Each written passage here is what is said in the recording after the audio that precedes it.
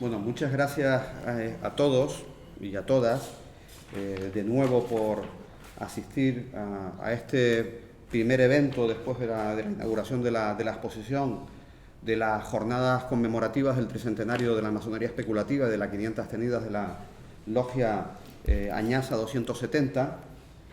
Y como decíamos un poco antes, en la planta alta, en la inauguración de la exposición, antes de darle la palabra a Manuel Espiñeira, que va a presentar a la persona de Antonio Márquez, que es la persona que ha tenido pues a bien darnos una interesantísima charla sobre la historia de la Gran Logia de Canarias desde su fundación en 1922 hasta la actualidad.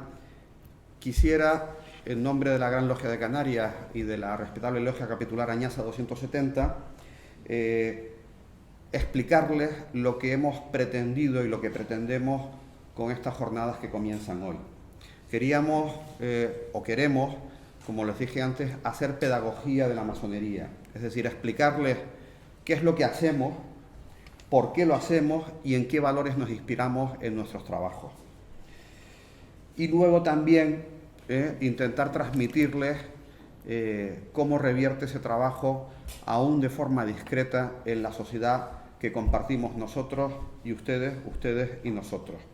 Y lo queremos hacer por dos motivos.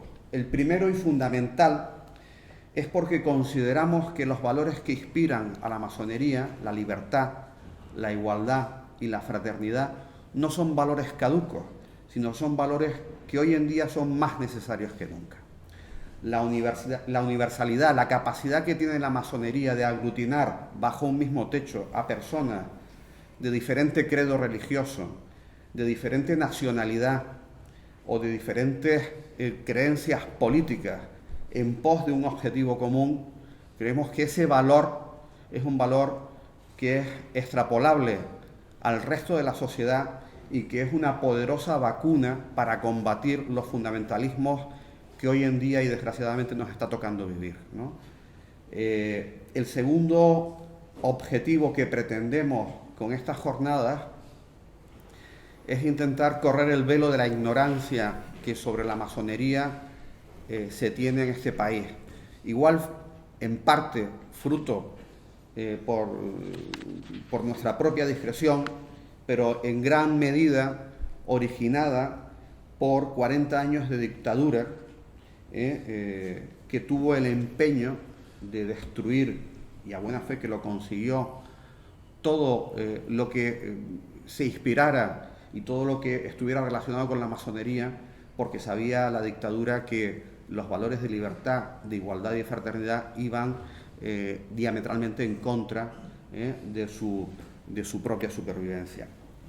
Esperamos cumplir este objetivo con estas jornadas y sin más le doy la palabra a Manuel Espiñeira, que nos va a presentar a Antonio Márquez. Muchas gracias. Muchas gracias, buenas noches. Para mí es un honor y un placer poder presentar a don Antonio Márquez Fernández, que nos va a hacer un relato breve sobre la masonería canaria, y nadie mejor que él que ha hecho parte de esta historia. Don Antonio es licenciado en Ciencias Económicas y Empresariales, diplomado en Relaciones Laborales, director administrativo de hospitales por la Escuela de Gerencia Hospitalaria, auditor inscrito en el Registro Oficial de Auditoría y Contabilidad. Ha ejercido muchísimos cargos, entre ellos jefe de gabinete técnico del Consejo Económico y Social Sindical de Canarias, administrador provincial del Instituto Social de la Marina de Las Palmas, interventor del INSALU, presidente de la Audiencia de Cuentas y muchos otros cargos más, aparte de muchas publicaciones, entre ellas El Hecho Insular, muchas sobre el sector pesquero y del mar, el concepto de Estado de archipiélago y aplicación por analogía a las Islas Canarias, la productividad en Canarias, etc. Aparte de eso, ha sido venerable maestro de la Logia Añasa de Tenerife, gran maestro de la Logia de Canarias y actualmente soberano gran comendador del Supremo Consejo de España para el grado 33. Con ustedes, Antonio Márquez. Muchas gracias a todos ustedes por su presencia aquí esta noche y muchas gracias también a los responsables, a la comisión de la Logia Capitular Añaza 270 por estas jornadas tan importantes que están realizando y lo bien que las han organizado. Les agradezco mucho la invitación porque me da de alguna manera la oportunidad de explicarles un poco cuál es la situación actual de la masonería en Canarias y cuál es la situación actual de la Gran Logia de Canarias. La verdad es que la masonería en Canarias comienza tardíamente, comienza casi a principios del siglo XIX y sabíamos muy poco, los masones de aquí de Canarias, sabíamos muy poco de la masonería, porque una interrupción, un paréntesis de 40 años hizo que se olvidara y que además la masonería estaba perseguida, con lo cual era difícil. Yo soy nieto y bisnieto de masones y aquello en mi casa no se hablaba nunca. Y cuando preguntaba me decía, mira, mejor que te calles y no comentes esos temas. Entonces, al llegar a las logias nosotros sabíamos muy poco de la masonería. Habían transmisiones orales que llegaban a Canarias de historias a través de los puertos que nos contaban, pero yo creo que hay que agradecerle al profesor Manuel de Paz Sánchez que hiciera una tesis doctoral sobre la masonería en las Islas Canarias, donde hace un trabajo histórico sistemático de lo que es la masonería en estas islas, y yo creo que gracias a él hemos ido más allá de la tradición oral y de los conocimientos que los viejos masones nos explicaron a nosotros. Y gracias también al carácter afable que tiene el profesor Manuel de Paz, porque siempre está dispuesto a colaborar, siempre está dispuesto a echar una mano en el conocimiento de la masonería. Eso ha hecho que también se escriban muchas planchas, se escriban muchos trabajos dentro de las logias de carácter histórico, porque siempre de alguna manera nos ilumina el pasado. Dice que la situación actual, la estructura la estructura económica de un país o la estructura de una institución está compuesta de los residuos del pasado y del germen del futuro, y por lo tanto es importante que conozcamos lo que ha ocurrido históricamente. Todos nosotros hemos oído hablar en los talleres de los colegios Fabrorum, que era una especie de colegio de arquitectos, de los arquitectos de la época de Roma, ¿no? Hemos oído hablar de anécdotas y leyendas del siglo de la Edad Media, pero el hecho concreto es que la verdadera masonería es más la masonería actual, la masonería especulativa que nace en Inglaterra y que de alguna manera la estamos conociendo y tenemos una historia más real y que no está dentro del mundo de las leyendas, del mundo de las historias y del mundo de las proposiciones sobre lo que pudieron ser las cosas. En el año 1717, que es lo que estamos celebrando aquí los 300 años, se crea la Gran Logia de Londres y Westminster, que es de alguna manera unas logias que se unen, 4 logias que existían en Londres, que se unen y constituyen por primera vez una obediencia, una gran logia.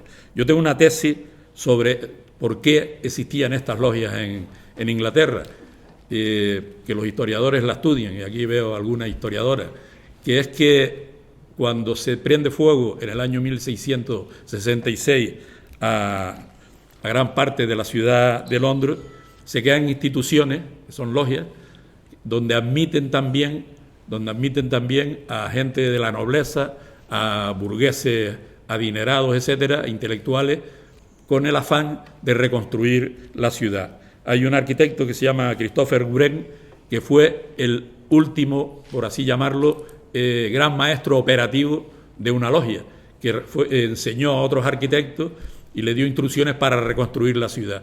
Y de alguna manera una vez que se reconstruye la ciudad, estas instituciones se mantienen todavía, se siguen manteniendo con lo cual constituyen lo que es la masonería especulativa. Esto se mezcla más tarde, ¿no?, con las ideas de la Ilustración, con las ideas de la Revolución Industrial, se mezcla también con las ideas económicas fisiócratas, y todo ello de alguna manera pues contribuye dentro de las logias al auge de la Ilustración y de lo que se llamó el antiguo régimen. En el año 1723, unos años más tarde, salen las Constituciones de Anderson, que es una especie de recopilación sistemática de qué es la masonería y cuáles son, le llaman los landmarks, le llaman los linderos que no se pueden traspasar dentro de las logias. A partir del siglo XVIII, la masonería se va expandiendo desde Inglaterra por todas las colonias, por todas las naciones que se van independizando posteriormente, después en el siglo XIX, de tal manera que es la independencia de casi todas estas naciones en el mundo, sobre todo en América, son a golpe de mallete, son organizaciones dentro que están vinculadas casi todas a la masonería y de alguna manera son logias que buscaban un fin, más allá del fin especulativo de la masonería, buscaban un fin social, un fin político más importante. En España se crea, la primera logia se crea en Madrid por el duque de Wharton. Este es un personaje muy controvertido que pertenecía a la Gran Logia de Inglaterra y fue gran maestre de la Gran Logia Unida de Inglaterra. Se enfrentó con el duque de Montagu, que era el gran maestre, y dándole ejemplo de lo que es un buen masón, se retiró y lo dejó y le permitió que fuera gran maestre. Después vino a España. En España montó una logia, se llamaba la Flor de Lis, número 50, que pertenecía a la Gran Logia Unida, como decía antes, y fue la primera logia que se hace en España. Este señor se muere, lo entierran en el monasterio de Poblet, y Franco, cuando se enteró, cogió la tumba y la destruyó. Aquí en Canarias, la primera logia que existe en este momento dentro de la Gran Logia de Canarias es la Logia de Comendadores del Teide del año 1816. Y esta logia, curiosamente, había un escocés que se llama Mr. Stuart, y yo hice una vez un trabajo en el taller, hice una plancha sobre las banderas canarias, cuál es el origen de las banderas canarias, y está muy vinculada. Ustedes saben que la bandera de Tenerife es la bandera de Escocia, y eso no es gratuito. El rito que se practica aquí es el rito escocés antiguo y aceptado. El señor que es uno de los principales hermanos de ese taller, el Mr. Stuart, era también escocés, y en el código de bandera, la bandera de Escocia es la M de masón, y entonces casi todos los miembros de ese taller tenían cargos importantes, y yo no tengo datos históricos para afirmarlo, pero yo creo que tiene mucho que ver. Incluso también la bandera de la isla de Gran Canaria, la amarilla y azul, también está vinculada, era la bandera del puerto de Gran Canaria, que estaba muy vinculado también a la masonería. En el primer tercio del siglo XX es lo que la organización le llama la Edad de Oro de la masonería, pero yo creo que la Edad de Oro de la masonería en Canarias es el último tercio del siglo XIX, que estaban los talleres que se crean muchísimos, estaban en una obediencia del Gran Oriente de Lusitano, una obediencia portuguesa, y se crean talleres en Lanzarote, en La Palma, en Gran Canaria, en Fuerteventura, aquí en la isla de Tenerife, en Santa Cruz, en La Orotava, en el puerto de la Cruz. Y hay un dato, que eso sí lo miré yo en un trabajo que hay de Siranescu, sobre la ciudad de Santa Cruz de Tenerife, que siempre que hay un paréntesis de libertad y un paréntesis de democracia dentro de la historia de estas islas, los cargos suelen ser ocupados, casi todos son ocupados por hermanos que pertenecían a las logias de estas islas. De tal manera, incluso, que la masonería, no solo en Canarias, sino en España, se ha movido siempre entre la libertad y la opresión. entre la democracia y la autocracia a lo largo de estos siglos. Hay personalidades que destacan, como decía anteriormente, desde el trienio liberal hasta la República Española, la Segunda República, se ven las personalidades más importantes que pertenecen a la orden. Es un hecho muy sabido de todos que, por ejemplo, de la comisión, que de la mitad de los masones de la Primera República, de los diputados del Congreso, eran masones. Y que la comisión constitucional que hace la comisión de la Primera República, todos los miembros de la comisión pertenecían también a la orden. En esto hay que señalar dos etapas. Una etapa que es hasta el año 22 y otra etapa que es hasta el año 36, yo digo siempre, hasta el decreto del capitán general de Tenerife, que se llamaba el general Dola, ¿sí? Que dice un decreto, dice ordeno y mando, y entonces comienza la persecución de la masonería. Bueno, es una orden que sale en el boletín oficial de la provincia de aquí de Santa Cruz de Tenerife, donde ordena y manda pues incautar todos los bienes de la masonería, incautar todas las propiedades, mira, ahí está, y por supuesto detener a todos los que pertenecieran a la orden. Es del año de octubre del año 1936.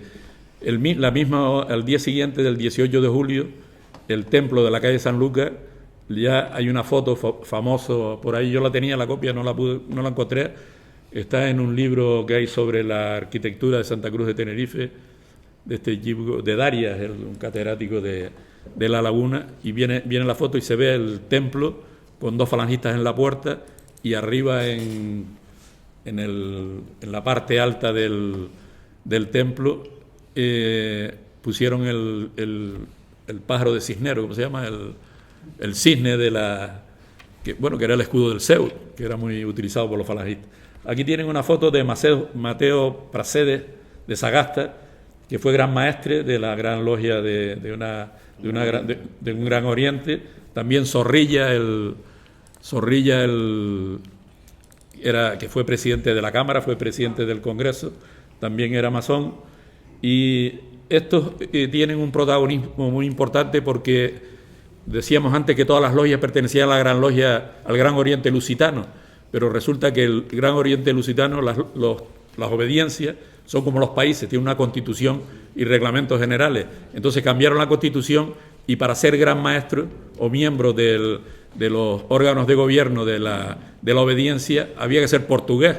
Entonces, claro, todos los que eran españoles, todos los que eran canarios en aquel momento, se rebelan y se pasan a otro tipo de potencias nacionales. Entonces, en esas potencias nacionales había un gran maestre que se llamaba Barcia y estaba también Pracedes Mateo Sagasta, que fue presidente del gobierno, en el gobierno de la Restauración, que se alternaba con Cánovas del Castillo. Anteriormente, la gloriosa, pues antes citaba desde el trienio liberal, la gloriosa, la Restauración, la Primera República, florecen de alguna manera en los cargos las personas pertenecientes a la orden. Cuando se quiso instaurar una monarquía después de la gloriosa, que se exiló hasta Isabel II, es destituida y traen a Amadeo Saboya. Amadeo Saboya era masón, el general Prim también era masón, como todos ustedes saben, y muchos después en la Primera República también fueron masones.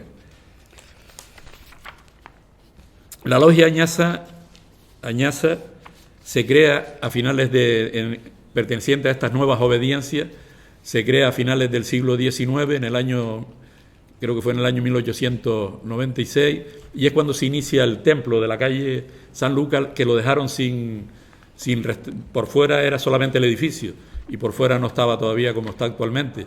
Eso ya lo hace Añaza 270 en el año 1922, que es cuando se crea la Gran Logia de Canarias. Hay una corriente en España, una corriente federalista, y entonces se pretende hacer logias por una en Andalucía. Se intentó meter a las logias canarias en la de Andalucía, y aquí nace una corriente de crear la Gran Logia de Canarias. Se crea una gran logia en Marruecos también. En Marruecos había muchísimas logias españolas. Yo hace unos años tuve la oportunidad de ir al levantamiento de una columna de una logia que se llamaba Hércules, no me acuerdo el número, de la Gran Logia de Marruecos, y ellos decían que era la logia más occidental que había en Marruecos, y la primera logia que había tan occidental. Y entonces yo le llevé le presenté una plancha con todas las logias que existían antes del año 1936, existían en Larache, concretamente en Tánger existían 2, en Tetuán, sí, estaban todas las ciudades importantes de los destacamentos militares que habían españoles, en todos habían logias abiertas, que por supuesto se acabaron en el año 36. Y hay una muy curiosa, una logia que había en Tetuán, que el hijo del gran maestre se llama Alberola, que vivía en Telde y estuvo en un taller junto con nosotros.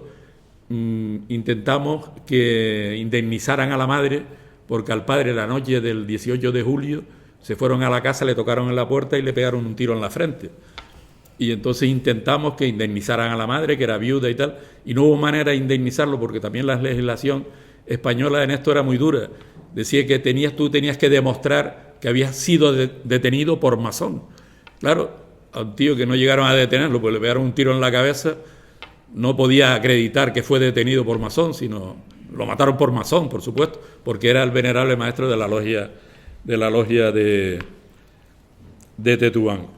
El problema que se plantea cuando se crea la logia es muy importante. La Gran Logia de Canarias en el año 1922 es que las logias, las obediencias, las grandes logias, los grandes orientes, son como los estados emergentes. Cuando se independiza un estado, lo primero que tiene que hacer es buscarse reconocimiento, buscarse apoyos internacionales, y si no te reconoce nadie, difícilmente, eso le pasó a Franco, difícilmente, no lo reconoció sino Mussolini y Hitler, difícilmente puedes tener entrada en el concierto político internacional. Entonces, en aquel momento, ninguna obediencia reconoció a la Gran Logia de Canarias, y sus logias sus talleres tuvieron que adscribirse al Gran Oriente de España adherirse al Gran Consejo Federal Simbólico, es decir, que eran como logias añadidas, de alguna manera tuteladas por una obediencia. Y había la de Añaza en Santa Cruz de Tenerife, la de Andamana en la isla de Gran Canaria, y había una logia también que era de sefarditas en Grecia, en Salónica, en Grecia, que tenía también la misma consideración. Eso es un tema muy interesante que había que estudiar, que era una logia de judíos españoles que pertenecían al Gran Oriente de España. Puse el Correio La Palma porque uno de los vínculos más grandes que ha habido de la masonería en las islas es a la Marina Mercante. De tal manera que los tripulantes de la Marina Mercante, los oficiales y el capitán, y los jefes de máquina, solían ser masones. Concretamente, don Luis Perdomo era el jefe de máquina había nacido en Fuerteventura, era jefe de máquina del Viera y Clavijo. El capitán no me acuerdo quién era, pero era masón también. Y es muy curioso porque mi abuelo, que se llamaba Aquilino Fernández, que era alcalde de Arrecife, lo iniciaron en la logia Añaza de Santa Cruz de Tenerife, en el Correillo La Palma, en el puerto de Arrecife. El señor Ferrer Benimeli, que es un estudioso muy importante y muy famoso y muy bueno de la masonería, debía tomar nota de esto, porque él utiliza un argumento para decir que Aranda, el ministro de los Borbones, no era masón, porque dice que cuando se creó la logia a la que él pertenecía, él estaba viviendo en París. Entonces un día me lo encontré yo en Valencia en una exposición que hacían y le dije, digo, mire, yo no estoy, no sé, usted a lo mejor tiene más datos que yo. Se lo dije con bastante humildad en ese sentido, respetando un poco su autoridad histórica, ¿no? Digo, es muy probable que se esté equivocando porque yo he pertenecido aquí a los talleres de maestro masón de marca de la obediencia inglesa, a los talleres del Arco Real, y todos se han creado en Barcelona. O sea, se hicieron en Barcelona, pero eran talleres después de Las Palmas. Incluso la Añaza cuando comienza a trabajar en la Gran Logia de España, se instala el taller en la isla de Gran Canaria. ¿Por qué ocurre esto? Porque cuando se hace un taller nuevo, para hacer un taller hay que tener 7 maestros masones. Entonces, si no los tienes, haces el taller en otro sitio, en otra ciudad. Y por lo tanto, lo lógico era que el conde Aranda hiciera el taller en París, lo montara en París y cuando tuvieron 7 maestros, lo instalaran de nuevo, pero no le gustó, me contestó, dice, usted sabe mucho de auditoría de cuentas, pero de esto sabe poco, me dijo. Digo, bueno, pues, con su pan se lo como. Pues dedicas más de 100 páginas en un libro que tiene, en un volumen que tiene, a demostrar que el conde Aranda no era masón y no pertenecía a esa logia, porque cuando se instaló esa logia en Madrid, él vivía en París. Yo estoy convencidísimo, no tengo pruebas eficientes, no pruebas históricas claras, pero yo estoy seguro que esa logia se hizo en París, seguramente. El hecho concreto es que se instalaron logias y tuvo un auge muy grande la masonería. Yo tuve el honor, por decirlo de alguna manera, fui venerable de aquí, venerable maestro de la logia Añaz, y entonces hicimos un acto en el templo de la calle San Lucas que consistía en lo siguiente: nos hicimos con el último acto, con el último acta de la logia Añaza 270.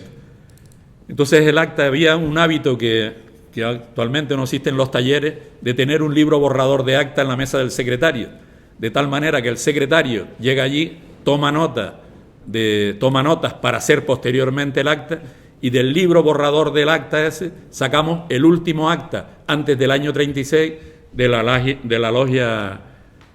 logia Añaza 270. Entonces esa acta la aprobamos simbólicamente posteriormente en el año 90 o 91, en un acto que hicimos en el templo de la calle San Lucas. Le pedimos al capitán general, que se llamaba González Ayer, que era del Opus Dei, por cierto, y no le gustó nada el tema. Le pedimos el templo, nos dijo de entrada que no. Entonces hablamos con el ministro García Vargas. El ministro García Vargas lo prestó encantado la vida, y luego el gobierno estaba en funciones. El gobierno tuvo que ser en el año 93, porque estaba el gobierno en funciones. Y entonces, cuando ya íbamos a hacer el acto, que era el día de San Juan Bautista, que es una festividad que celebramos la constitución de la Gran Logia Unida de Inglaterra en el año 1717, fue el día de San Juan, y las constituciones de Anderson en el año 1723 se presentaron también el día de San Juan. Pues el día de San Juan del año 93 íbamos a celebrar nosotros, y lo celebramos, ese acto, y una semana antes me llama y me dice que como el gobierno estaba en funciones y el ministro era el que lo había autorizado, que el ministro en funciones no tenía capacidad para autorizarnos, prestarnos el templo. Total, que llamamos al ministro y perdió el culo. Al día siguiente me llamó diciendo que nos cedía el templo, que había sido un error y tal. Lo que hizo fue que llenó el templo de unas cajas grandes, de un producto farmacéutico, porque allí era donde estaba la farmacia militar, la óptica militar, y estuvo la farmacia militar. Y entonces eran unas cajas como de más de 1 metro cuadrado, llenas de un producto. Y parece ser que es una especie de incentivo farmacéutico, de droga, que le dan a los soldados, yo soy excedente de cupo, yo no iba al cuartel, que le dan a los soldados cuando van a la batalla. O sea, que cuando van a la batalla le cuentan que los que mueren son los otros, que ellos no se van a morir, y parece que les dan un producto, y entonces llenó aquello, no sé por qué estaba aquí, su producto allí, lo tendría de la época de la OTAN, no sé de cuándo estaba aquello ahí. Y el hecho que llenó aquello, y entonces yo todos nosotros cogimos el templo, y en la parte de Pasos Perdidos montamos allí un templo, metimos allí 100 y pico sillas, hicimos un acto muy importante, aprobamos el acta simbólicamente y después tuvimos un ágape, un banquete en el hotel Mensei. El hecho concreto es que nosotros, bueno, voy a hablar de las logias que habían aquí. De la Gran Logia Canaria estaba Añasa número 1 en Santa Cruz de Tenerife, Abora número 2 en La Palma, Andamana número 3 en Las Palmas de Gran Canaria, y en el año 34 se crea una logia en el Puerto de la Luz, donde está la playa de las Alcarabaneras, que se llama Acacia número 4. Por aquí estaba Consuelo Conde, que hizo un trabajo muy bonito sobre la logia esa Acacia, que estaba hecha por un arquitecto muy famoso de la ciudad de Las Palmas, que es Martín Fernández de la Torre.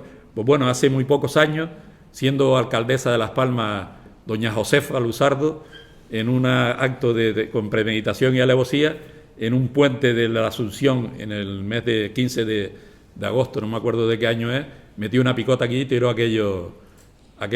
tiró el edificio abajo, que era un edificio verdaderamente importante, un edificio no solo porque fuera una logia, sino porque era de uno de los arquitectos más importantes que ha existido en esa isla. Y nosotros en el taller de Andamana de Las Palmas lo que tenemos es un ladrillo.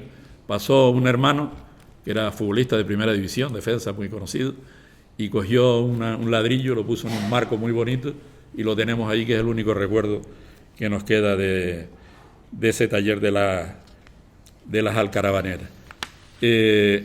El hecho concreto es que el 18 de julio se truncaron todas las esperanzas de la fraternidad, y los masones fueron encarcelados y perseguidos durante 40 años, de tal manera que las condenas, por ejemplo, todos pertenecían al rito escocés antiguo y aceptado, que sabe que tiene 33 grados, pues en función del grado que tuviera, le condenaban 1 año, si era del grado primero le condenaban 1 año, si era del segundo 2 años, tercero, y le iban en función de los años hasta el 33, por supuesto. El hecho concreto que no estábamos cansados de la masonería a la que pertenecíamos nosotros aquí, que la masonería inglesa no respondía a las expectativas ni a los deseos de los hermanos que estábamos aquí en Canarias. Es una masonería, los ingleses no nos entendían tampoco, ellos no conocen la historia. Es curioso porque la tienen, pero no la conocen. Yo recuerdo un hermano de Inglaterra, aquí organizamos estando yo en la logia Añasa, organizamos un festival de música masónica, y que el violinista principal era hijo de un hermano que estaba hoy aquí también con nosotros. Y entonces le citamos a todo el mundo para que vinieran al concierto, y era un 23 de la noche de San Juan, un 23 de junio por la noche, y entonces un hermano inglés me llamó por teléfono para disculparse 2 días antes porque él no podía ir, y porque él además me discutía conmigo, que decía que eso de la San Juan, eso no existe en la masonería, que eso no tenía que ver nada con ellos, que el solsticio de verano era una cosa que a ellos era una cosa de irregulares, porque ellos enseguida con lo que no están de acuerdo dice que era irregulares. Pues total, que me llama 1 semana antes para disculparse que no podía ir al concierto, que era el 23 de junio, porque el 24 de junio, que era el día de San Juan, no lo sabía, tenía que estar en Inglaterra, porque los masones ingleses se reúnen todos los 24 de junio. Y el pobre hombre no sabía, digo, pero el 24 de junio es el día de San Juan, coño, a ver si te enteras, ¿no? Pues el hecho concreto es que nosotros no estábamos contentos ahí en esa situación.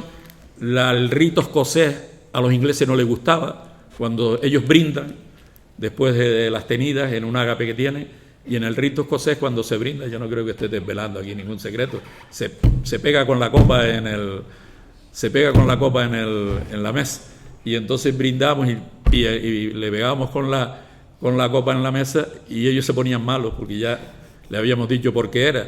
Ellos brindan el primer brindis y lo hacen por el rey, por la reina de Inglaterra, claro, y la masonería histórica canaria es radicalmente republicana, y nosotros aquí hemos tenido, seguimos haciendo los brindis, y hemos tenido problemas, y ya el brindis por el rey con todos los respetos del mundo al jefe del Estado y con todos los respetos del mundo a la Constitución, pero se ha cambiado por el brindis por la patria. Entonces el primer brindis se hace por la patria, y eso porque algunos se negaron. Habían hermanos que dicen, oye, mira, yo soy republicano, pues tengo yo que brindar aquí por el rey. Y históricamente la masonería y el radicalismo político español me refiero, muchas veces la gente se confunde. Yo muchas veces digo que soy radical socialdemócrata o socialdemócrata radical, y algunos se creen que es que tiro piedras o algo, y es que yo me considero vinculado al radicalismo español de Martínez Barrios, que fue un radical de izquierdas, que fue el presidente del Gran Oriente, fue el gran maestre del Gran Oriente de España. Pues repito que nosotros no teníamos, no se tuvo la suerte en el año 22 que tuvimos nosotros, que es que nos reconocieran otras obediencias internacionales como obediencia a la Gran Logia de Canarias. Aquí tienen una foto donde, mira, la bandera de Canarias está aquí, que la tiene un hermano de aquí. Se ven los portaestandartes y los que llevan las banderas en un acto internacional, y vamos con la bandera de Canarias porque nos reconocían. Y les voy a contar la historia porque es muy interesante, porque agotados ya viendo que que las expectativas masónicas y de alguna manera filosóficas y también ideológicas también de muchos masones, de muchas logias de aquí de las islas, no coincidían con los criterios que se estaban manteniendo en la Gran Logia de España, hasta el punto que había un gran maestre que era tratante de armas, y entonces le dijimos, mira, nosotros no estamos de acuerdo con que un señor que es gran maestre se dedique a vender armas. Dice, no, es que yo no vendo pistolas, yo vendo cañones y vendo barcos de guerra, o sea, vendía cosas que eran más eficientes desde el punto de vista más contundente. Total, que aquello provoca ya una rebelión, y entonces hay un principio masónico que dice que 7 logias regulares constituyen una gran logia. Nosotros teníamos 8 logias regulares, abatimos columnas en la Gran Logia de España y levantamos columnas en la Gran Logia de Canarias, y levantamos las columnas también que estaban abatidas de la Gran Logia de Canarias, creada en el año 1922. Ahí se nos plantea automáticamente el problema de los reconocimientos, a ver quién nos iba a reconocer. Y de entrada es curioso porque el país más jacobino que hay, que es Francia, donde ellos tienen un centralismo político exacerbado, sin embargo entendieron la argumentación que nosotros les dimos y fueron los primeros en reconocernos. Entonces vino aquí el gran maestre de Francia, que se llamaba Jean-Claude Bousquet, que es catedrático de Derecho Mercantil de la Universidad de la Sorbona, un hombre entrañable. Nos hizo, no sin exigirnos pues que hiciéramos ver cuál era ideológicamente como masones la forma de pensar que teníamos, le enseñamos los rituales, le enseñamos las constituciones, etcétera, y total que nos reconoció con tanta suerte de que en ese momento se había creado la Confederación de las Grandes Logias Unidas de Europa, que la formaban la Gran Logia de Francia, la Gran Logia Tradicional Ópera, que era una escinsión, tenían 40 talleres en París, una escinsión de los ingleses, y la Gran Logia de Yugoslavia, que ahora se llama la Gran Logia de Serbia. Entonces se constituyó en un primer congreso en París la Grandes Logias Unidas de Europa. Al año siguiente la reunión fue en Belgrado y acudimos nosotros y nos reconocieron y nos incluyeron ya junto con los griegos, con la Gran Logia de Grecia, en la Confederación de Grandes Logias Unidas de Grecia, que el griego tuve algún conflicto con él, pues era simpático, se llama Vasilov, era simpático y decía, no era muy partidario de que nosotros, dice, eso es como si en Grecia creamos la Gran Logia de Mykonos, de una isla que tienen ellos, que van los turistas. Digo, no, esto es una cosa distinta porque hay una historia detrás y unos antecedentes. El hecho concreto que entramos en la Confederación de Grandes Logias de Europa, todos los años se iban incorporando nuevas obediencias a la Confederación de Grandes Logias Unidas de Europa, con lo cual pues iban reconociéndonos más obediencia. En la tercera en la convención se hizo aquí en las Islas Canarias, se hizo en Gran Canaria y en Santa Cruz de Tenerife. Nada más entrar al año siguiente ya hicimos la convención de las Grandes Logias Unidas de Europa, y la 9ª convención también se hizo aquí en las Islas Canarias. En todo hay que decirlo, porque a mí me gusta señalar esta cosa. El presidente del Cabildo entonces, Ricardo Melchor, nos apoyó y nos financió pues unas comidas impresionantes y algunos gastos de transportes y tal.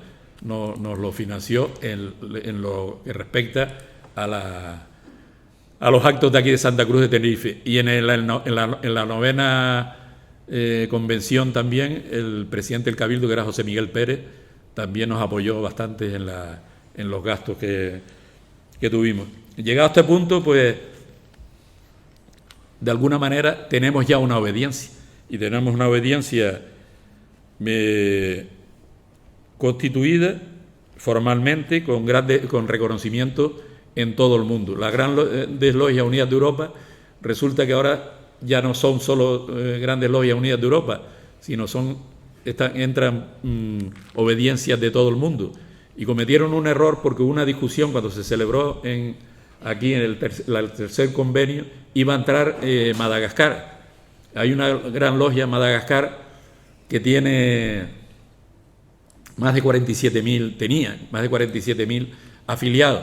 Entonces se creó allí una discusión bizantina de que cómo iba a pertenecer una nación de África a las Grandes Logias de Europa. Y bueno, aquí no se le puede poner puertas al campo. Esto es una cosa masónica, es una obediencia, una asociación, pues total, que la dejaron fuera.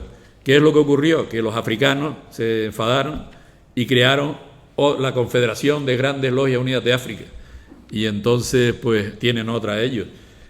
Paralelamente a la constitución y a la consolidación de la Gran Logia de Canarias, donde tuvimos mucha suerte por encontrar con personas como el gran maestre de Francia, Jean-Claude Bousquet, le hicieron una entrevista en Las Palmas muy curiosa, y le preguntan que qué diferencia había entre la masonería y una secta, y le contestó que en la masonería era muy difícil entrar, pero muy fácil salir, y que de la secta era muy fácil entrar, pero muy difícil salir.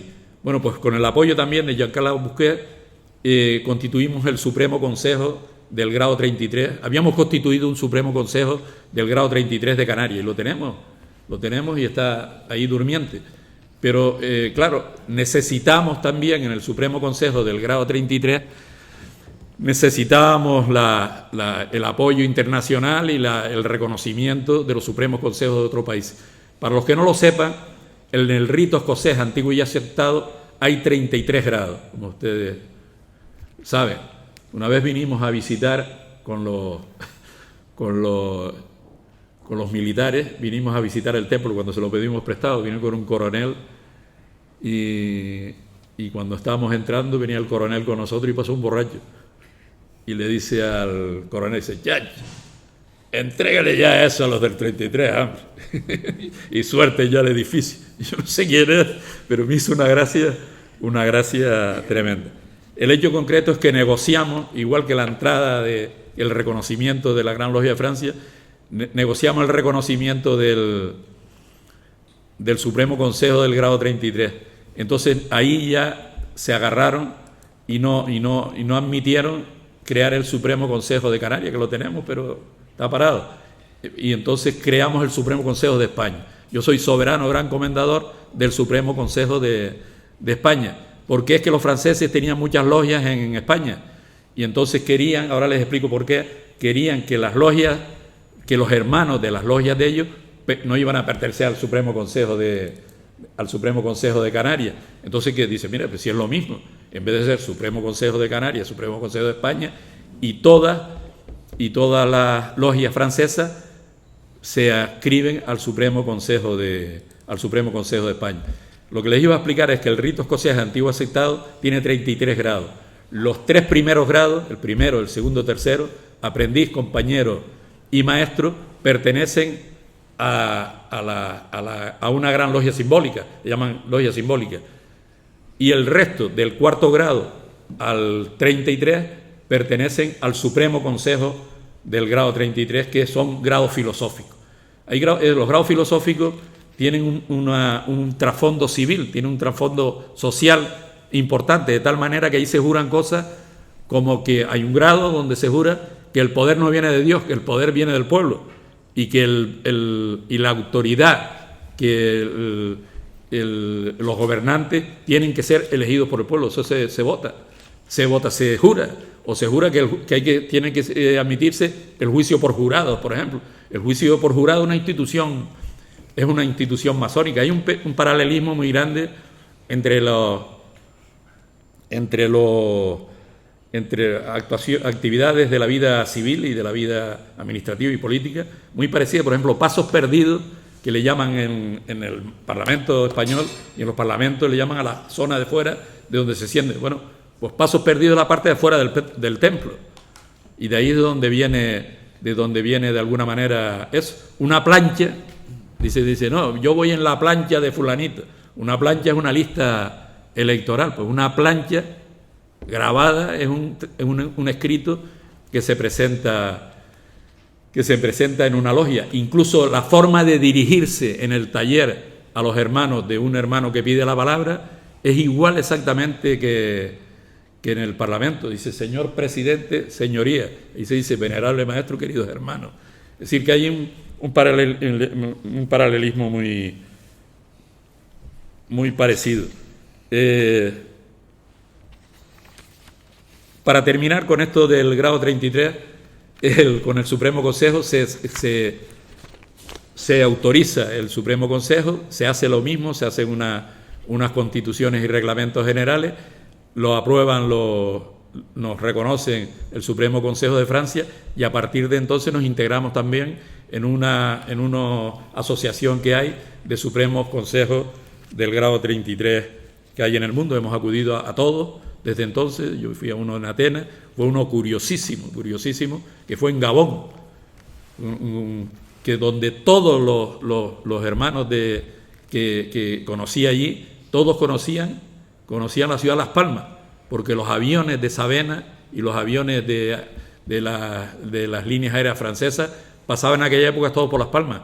Entonces todos hacían noche allí para coger el enlace, para atrás y para adelante. Eso es un tema muy criticable ahora, porque los aeropuertos tanto de Tenerife como del resto de las islas, de Gran Canaria y el resto de las islas, no son aeropuertos hub, de tal manera que tú yo por ejemplo, para ir a Gabón, a Libreville, tuve que coger el avión, ir a Madrid, de Madrid irme a París, y de París coger un avión para Gabón y pasar por aquí arriba, si estoy pasando por arriba de las Islas Canarias. Y eso es un poco un fracaso del aislamiento que tenemos en el transporte aéreo de estas islas. Pues bueno, pues en esa visita que hicimos del Supremo Consejo de Gabón, de Supremos Consejos en Gabón, que fue impresionante, porque allí pertenecía a la masonería todo el mundo. El jefe de la policía, los policías, el ministro, el presidente, que era Omar Bongo, uno que era un pimeo, que era así chiquitito, era también, pero ese pertenecía a otra obediencia, no pertenecía a la obediencia de nosotros. Y el ministro, el soberano gran comendador del homónimo mío allí en Gabón, era el ministro de minería, pues tienen petróleo, tienen cobalto, era el ministro de minería, de recursos forestales y de energía. Y le dije, pero tú y los demás ministerios que tiene, pues si usted tiene todas las riquezas, dice, los demás son ministerios administrativos, me dice, pues es impresionante.